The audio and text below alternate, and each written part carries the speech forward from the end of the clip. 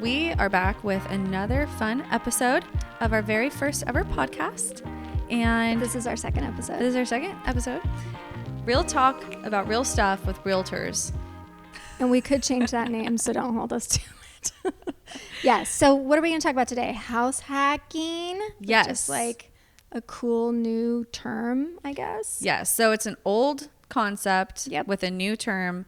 I want to say maybe Bigger Pockets coined that a while ago. And I think a lot of people have heard it by now. So we just kind of want to explain what it is, how to do it. I was an example of it. So I want to talk about, I was in 2020 and I don't know, like, I just feel like if I can do it, literally anyone can do it. Right. And it ended up just being such a great opportunity. Yeah. And kind of a random way of, how it all happened too was random. And our coach at the time, Doug, just asked her like, hey, do you got any money laying around? Mm-hmm. And she did. Yeah. I was like, yeah, I have money. And he was like, okay, why haven't you bought a house yet? And I said, I don't know. Wait, let me ask you though, like, because not a lot of people your age at that time have money just laying around, right? That they have. So was that like, I don't know if you want to talk about how that. Yeah, I can. I mean, it was, some of it was an inheritance because I had a grandma and a great aunt pass away. And I got a little bit from that. And then also obviously working and saving, and I was renting. It wasn't too expensive. So my expenses were low. So you bought a duplex, and like, how much did you put down? Yeah. So, well, maybe we should define house hacking first. Like, what is it? House hacking is when you buy a multi-unit property and you purchase it as a primary residence, which means you're going to live in it. There's a primary residence and there's an investment. So primary has a different loan structure. You get different interest rates and it's a different down payment. So you buy it as a primary, you move into one of the units and you use the other units, you rent them out to help pay your mortgage or fully pay your mortgage in some cases. So what I did was found a duplex. First of all, I manifested this because Doug had said, my coach had said, why haven't you bought a house? And I said, well, if I were to buy something, I want it to be a duplex because I knew I wanted to do it this way already. I want a duplex and I want it in this neighborhood. And I want it for, I think I said under 400 at the time. This was 2 or 3 years ago. And then 2 weeks later, this duplex pops up and I was like, it was the beginning of COVID. COVID had just hit. It was April of 2020, and I couldn't go inside the units. And had I gone inside and seen the units, I don't think I would have bought it. So in retrospect, I'm so glad it happened this way. So under any other circumstance, a cash investor would have gone and probably bought this property, but because it was COVID and there's a lot of uncertainty and no one really knew what was going to happen, I didn't have any competition at that time. And I actually made a little video for the seller because I was like, hey, it's a little me. I'm not a cash buyer. I'm not an investor, but I'm going to really enjoy this property and I would love an opportunity to like start my portfolio. It was so funny. And anyways, they actually waited 2 weeks before responding to me. So I put in a really good offer, what I could at the time, and they ended up accepting it. The escrow itself was kind of messy, but at the end of the day, I got in that property. We ended up, I think by now I've put $60,000 to $80,000. I haven't really kept that good of track, but somewhere in that realm of upgrades and things I wanted to do that I knew would get me better rent, like just making it a more attractive property in general, better curb appeal. And I paid, my portion of the mortgage was $500. So I was paying $500 a month to own this property and to watch it appreciate 20% during COVID. Yeah. Absolutely insane. So I got into the property for $30,000. Okay. So would you have been able to, because maybe somebody doesn't have $60,000 to $80,000, could you have done some things that were just a little more basic, like just clean it up a little bit and been able to still rent it? Yeah. So the biggest issue with this property was I only got videos of the inside. So I was kind of judging it based on the outside and based on what the seller told me. And it was in worse condition than I had thought it was. But under normal circumstances, you can see the units before you buy it. Sure. But yeah, this one, I think it needed a new roof. So that was a bigger expense. But I I think I could have moved in with just redoing the showers because the shower panels were falling off the wall. Gotcha. We had like gorilla taped it until we could afford to do it. So yeah, I think between down payment and closing costs, I was in it for $30K up front. And then just because of who I am, I had to remodel. And so we did some stuff. And so you did that over time. Yeah. I mean, it wasn't like you came in and bam, made it all beautiful. And, you know, in fact, you did some of those when you moved out. Yep. The unit you were living in too. Didn't you redo the kitchen a little bit? Yeah, we had the cabinets painted. So we moved in downstairs and the tenant moved in upstairs. Both the tenants that were in there when I bought it moved out. So I put floors in my unit just because I was going to live there and I wanted floors.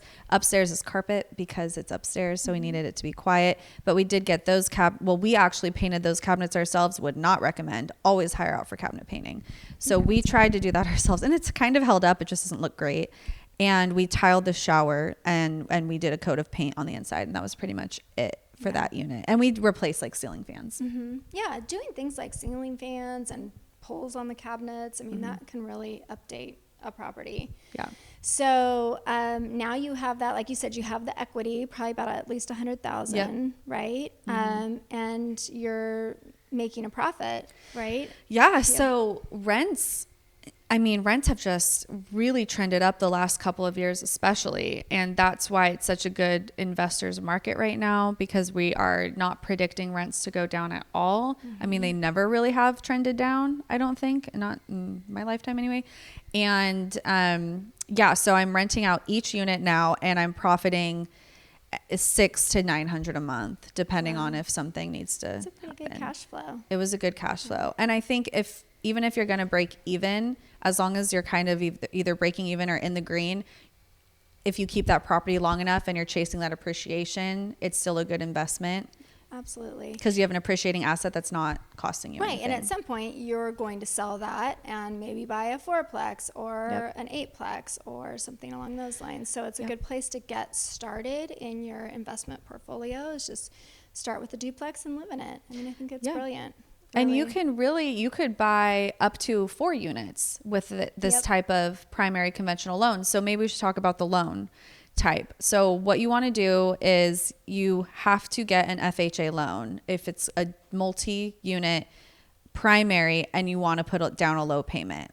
So FHA, if you're buying it, it's multifamily, you're going to put down 3.5%. If you buy a multifamily primary as a conventional, you're still putting down 15%. So you do want to go FHA. The catch with that is you will have mortgage insurance, but it's still probably going to work out. The numbers will still work. You'll still have a cash flow, or you'll still have a very low payment. Where if you're renting, it's going to be a lot more. I mean, the thing about renting is you're basically making somebody else's mortgage payment for them, and you're not capturing the appreciation on the property. So I mean, you can kiss that money goodbye. Yeah.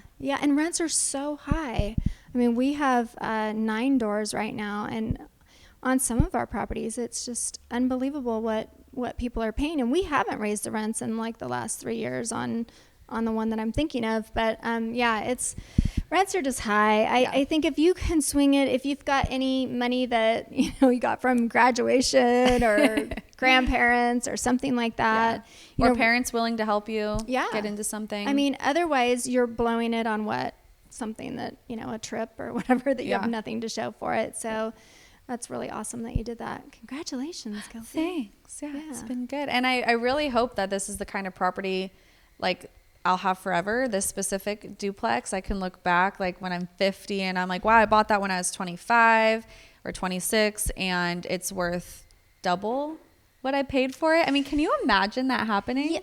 Oh, yeah. It's crazy. I mean, yes. Yeah. My dad was telling me when he built a house over on Ceres Circle, it cost him $26,000 to build it. He told me the story in 2005, and I was building a house and my cabinets cost $26,000. I mean, it's like, so yes, but there was, I was just listening to a podcast about,